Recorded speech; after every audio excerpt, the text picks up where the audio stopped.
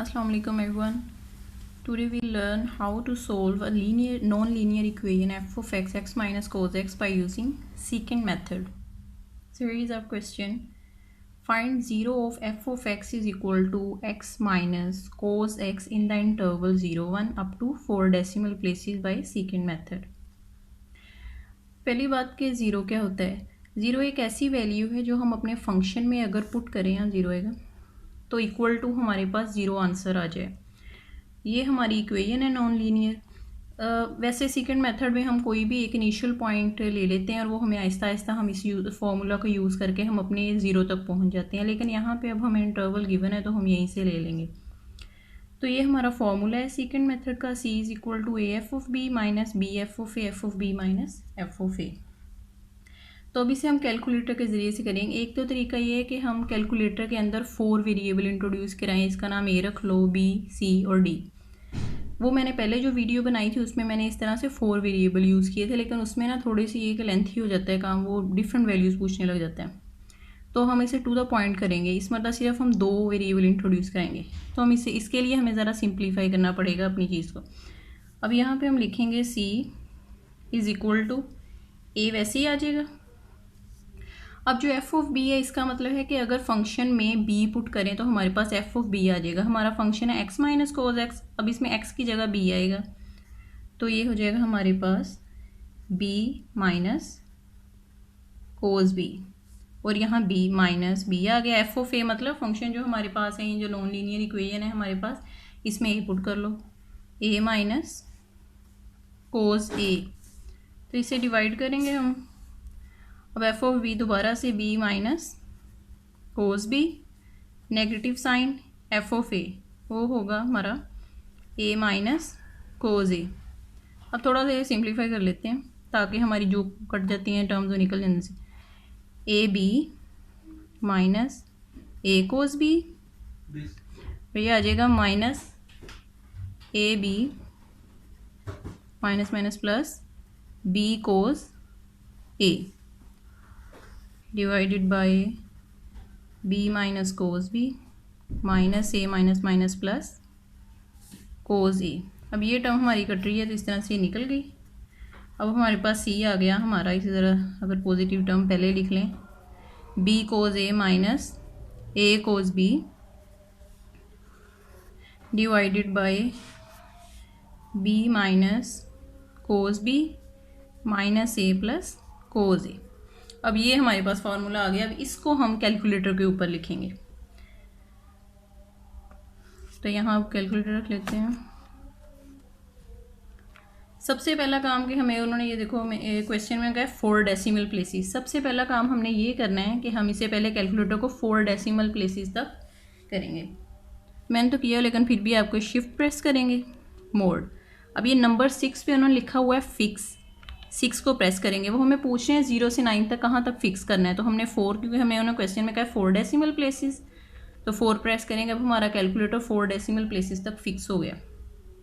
Next, अब जो सबसे इंपॉर्टेंट चीज़ है, जब हमारे पास जो नॉन लीनियर इक्वेशन है उसमें ट्रिग्नोमेट्रिक फंक्शन आते हैं ना, तो इसमें हमने कैलकुलेटर को रेडियन में करना है। तो अगेन शिफ्ट मोड, ये नंबर 4 पे लिखा हुआ है रेडियन नंबर 4। अब हमारा कैलकुलेटर फिक्स भी हो गया है, और क्योंकि हमारे पास ट्रिग्नोमेट्रिक इक्वेशन थी, मतलब ट्रिग्नोमेट्रिक फंक्शन है हमारे अंदर, तो उसके लिए हमने अब रेडियन में भी कर लिया। अब हम अपना ये वाला जो फंक्शन है कैलकुलेटर के ऊपर लिखेंगे। सी है, इसमें कैपिटल्स होते हैं, लेकिन अल्फ़ा, ये हमारे पास हाइपरबोलिक के ऊपर लिखा हुआ है सी आ गया। इक्वल टू नीचे वाला नहीं प्रेस करना, अल्फ़ा ये सोल्व के साथ इक्वल टू।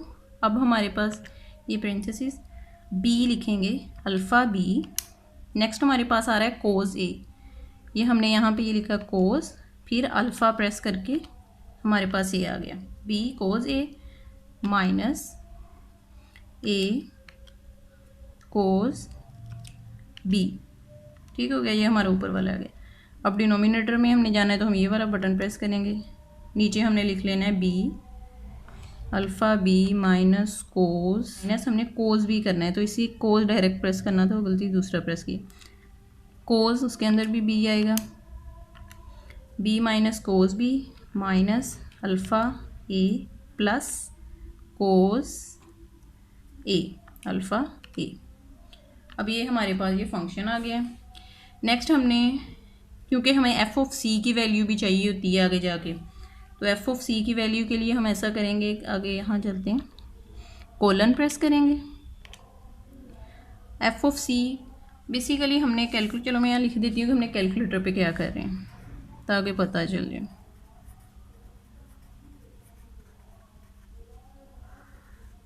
सबसे पहले तो हम इसे लिखेंगे, क्योंकि कैपिटल होते हैं इसमें वेरिएबल, तो हम लिख रहे हैं B cos A minus A cos B divided by B minus cos B minus A plus cos A. फिर उसके बाद कोलन, एफ ऑफ सी की वैल्यू चाहिए। एफ ऑफ सी क्या होता है, जैसे मैंने आपको पहले, हमने फंक्शन के अंदर सी अगर आ जाए एक्स की जगह, तो यहाँ हम लिख लेंगे सी माइनस कोस सी, तो यही मैं लिखने लगी थी। तो अब हम लिखेंगे, अल्फ़ा प्रेस करके आ जाएगा सी माइनस कोस और फिर अल्फ़ा प्रेस करके सी। ये अब हमारा हो गया फंक्शन जो हमने कैलकुलेटर भी लिखा है। ज़रा इसे चेक कर लेंगे सही तो है, कोई मिस्टेक तो नहीं।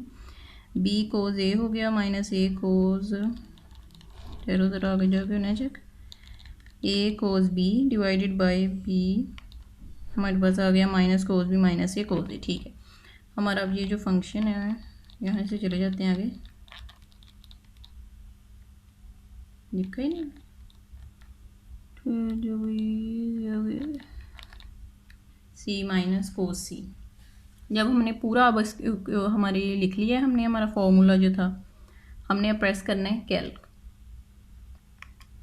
तो अब यहाँ से वो हमसे वैल्यूज़ वगैरह मांगेगा। उससे पहले हम टेबल बना लेते हैं ताकि वैल्यूज़ वगैरह जहाँ हमने लिखनी है, तो टेबल में हमें सबसे पहले चाहिए होती है, पहले तो यहाँ लिखेंगे जो हमारी आइट्रेशन चल रही है, एसआर नंबर, फिर हमने ए की वैल्यू चाहिए होती, बी की, वैसे पहले हम जब करते थे F of A F of B, अब इस फॉर्मूले से हमें वो नहीं करना पड़ेगा, वो यहाँ लिखना ही नहीं, ज़रूरत ही नहीं हमें, सी और यहाँ से एफ ऑफ सी। ये हमारे 4 कॉलम। फर्स्ट आइट्रेशन है हमारा ए, हमारे पास ये, क्योंकि ये हमारे पास ऊपर यहाँ अगर देखो तो ये इंटरवल हमारे पास है 0 1, ये जो इसकी ये वैल्यू हम इसे ए दे देंगे और इसका नाम बी है हमारे पास। तो इसका मतलब हमारे पास ए हो गया 0, बी की वैल्यू हमारे पास 1। अब सी की वैल्यू, क्योंकि हमने, अब वो हमसे कैलकुलेटर पे पूछ रहा है कि बी की वैल्यू क्या है, तो हमें पता है कि हमारी बी की वैल्यू 1 है, तो हम यहाँ 1 प्रेस करेंगे, उसके बाद प्रेस करेंगे इक्वल टू। अब ए की वैल्यू हमारे पास है 0 इक्वल टू, अब हमारे पास सी की वैल्यू आई है 0.6851, 0.6851, और एफ ऑफ सी की हमारे पास वैल्यू आई है नेगेटिव 0.0893। अब ज़्यादातर लोग पूछेंगे फॉल्स पोजीशन मेथड और सीक्रेट में क्या हमारे पास डिफरेंस क्या है, क्योंकि फॉर्मूलाज क्योंकि सेम है। इसका मेन यही डिफरेंस है कि जब अगर आप गौर करो ना, फॉल्स पोजीशन मेथड में हमारी जो ए और बी की वैल्यू चेंज नहीं, वो डिपेंड करती है हमारे पास एफ ऑफ सी नेगेटिव आया या पॉजिटिव आया, लेकिन इसमें ऐसा नहीं होना। इसमें हमने ए की जगह बी की वैल्यू लिख देनी है और बी की जगह जो हमारे पास सी वाली वैल्यू आई है 0.6851, मतलब ये वैल्यू इधर आ गई और ये वाली इधर आ जाएगी। अब नेक्स्ट हम दोबारा इक्वल प्रेस करेंगे, बी की वैल्यू हमसे पूछ रहे हैं, हमारी है 0.6851, इक्वल टू प्रेस करेंगे। अब ए की वैल्यू हमारे पास 1 है, तो सी की वैल्यू हमारे पास आ गई 0.7363, एफ ऑफ सी की वैल्यू नेगेटिव 0.0047। फिर से वही, ये वाली वैल्यू इधर आएगी, मतलब ये आ गया 0.6851, ये वाली इधर आएगी 0.7363।